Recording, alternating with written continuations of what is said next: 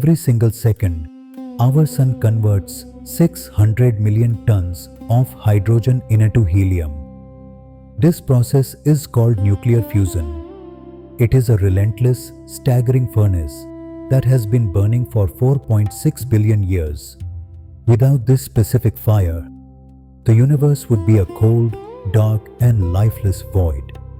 The ancient seers, the wise ones who composed the Rig Veda, called this exact process Agni. They did not just observe it, they made it the very first word of the entire Rig Veda. The flame is older than time, and it is waiting to be understood. The Rig Veda is the oldest recorded wisdom of humanity. It does not begin with a story of a creator in the clouds. It does not begin with a moral commandment. It begins with a single potent word, Agni. Why would the most sophisticated ancient text choose to open with fire? Because in the language of the universe, fire is the beginning of everything. It is the transformative force that turns raw potential into physical reality.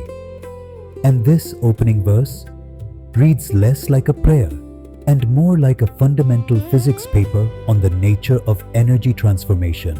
Agnimile purohitam yajnasya devamrutvijam hotaram ratnadhatamam. I invoke Agni, the primal energy placed at the very front of all existence, the divine power that governs Yag, the process of transformation, the one who calls forth the most precious elements of the universe. What does it mean that the most ancient text begins with Agni? It suggests that the seers understood something profound, that nothing in the universe happens without a change in state. Agni is the first word because it represents the first element of change. In modern physics, we see this in the heart of every star. Through nuclear fusion, stars take the simplest element, hydrogen, and crush it together to create helium.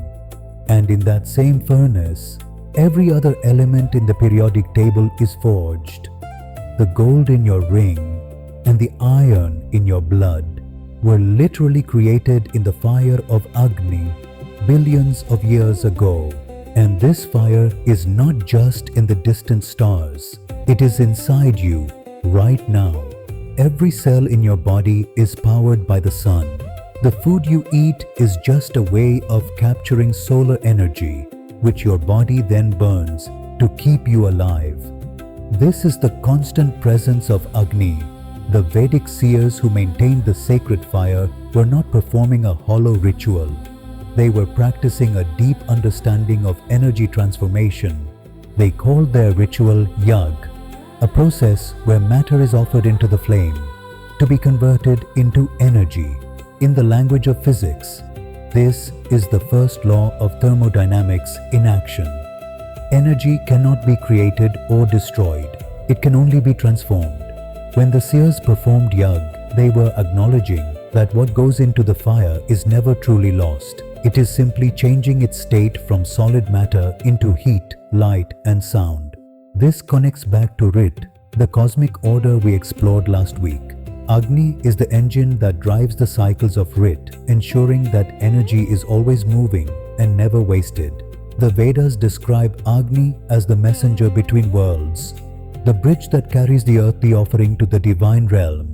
If we look through the window of physics, this is a stunning metaphor for Einstein's equation, E equals mc squared. Fire is the process where matter is converted into energy. The messenger is the transformation itself. In every Vedic Yagji, the seers were symbolically enacting the most famous equation in science, showing that matter and energy are two sides of the same coin. Vedic texts speak of the 7 tongues of Agni. To the modern ear, this might sound like mythology, but physics reveals a different layer. We now know that electromagnetic radiation from energy sources like the sun comes in 7 distinct forms, from the low frequency of radio waves and infrared, to visible light, to the high frequency of X-rays and gamma rays.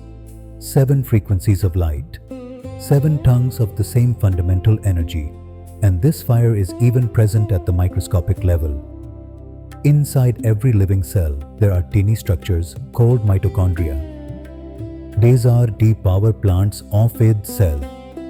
They convert glucose into ATP, the fuel that allows you to move, think, and breathe.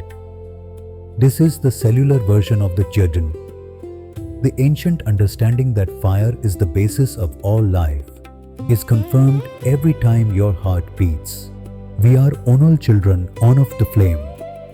Every atom we are made of was once part on of a star's furnace. But if Agni is the fire of matter, what is the force that directs it?